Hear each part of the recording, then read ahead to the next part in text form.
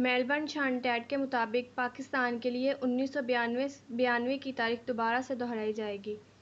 تفصیلات کے مطابق پاکستان کے باؤلنگ کوچ اور آسٹریلیا کے سابق پیسر شان ٹیٹ نے پاکستان اور انگلینڈ کے T20 ورلڈ کپ فائنل سے قبل بڑی پیشن گوئی کی ہے۔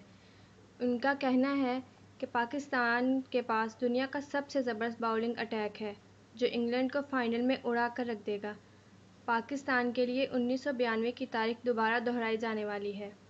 واضح رہے کے مطابق دونوں ٹیمیں آج بروز اتوار کو مقامی وقت کے مطابق شام 7 بجے پاکستان میں دوپہر 1 بجے میلبورن کے اسٹیڈیم میں مد مقابل ہوں گے۔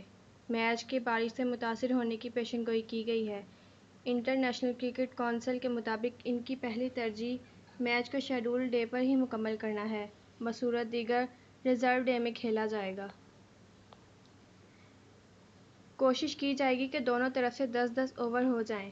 اگر اتوار کو شروع ہونے والا میچ بارش کے باعث اسی دن مکمل نہ ہو سکا تو پھر پیر کو مقامی وقت کے مطابق سہ پہر 3 بجے پاکستانی وقت کے مطابق صبح 9 بجے باقی کا کھیل دوبارہ شروع ہوگا۔ ICC نے فائنل میچ کو نتیجہ خیز بنانے کے لیے پلےئنگ کنڈیشنز میں تبدیلی کرتے ہوئے ریزرو ڈے پر اضافی وقت کی گنجائش 2 سے بڑھا کر 4 گھنٹے کر دی ہے۔ دونوں ٹیموں کو میچ بار بار رکنے کے لیے تیار رہنا پڑے گا۔ اگر اس کے باوجود بھی کم از کم 10-10 اوور کا کھیل نہ ہو سکا تو پھر دونوں ٹیموں کو مشترکہ فاتح قرار دے دیا جائے گا۔ اچھی بات یہ ہے کہ آسٹریلیا کا موسم آخری لمحات میں تبدیل ہو جانے کی وجہ سے بھی مشہور ہے، اس لیے عین ممکن ہے کہ بارش نہ ہو یا اتنی کم ہو کہ کھیل کا دوبارہ آغاز کیا جا سکے۔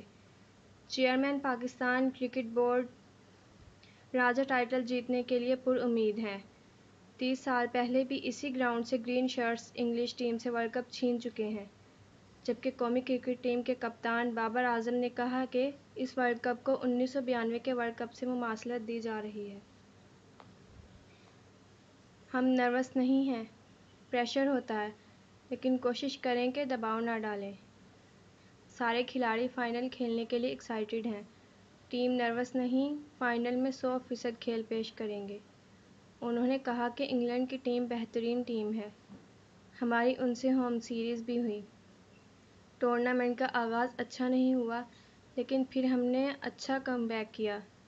تمام کھلاڑی شیروں کی طرح کھیلے۔ فائنل کے حوالے سے بابر اعظم کا کہنا تھا کہ ابتدائی 6 اوور بہت اہم ہیں۔ ہمارا یقین اللہ پر ہے اور پورا بھروسہ بھی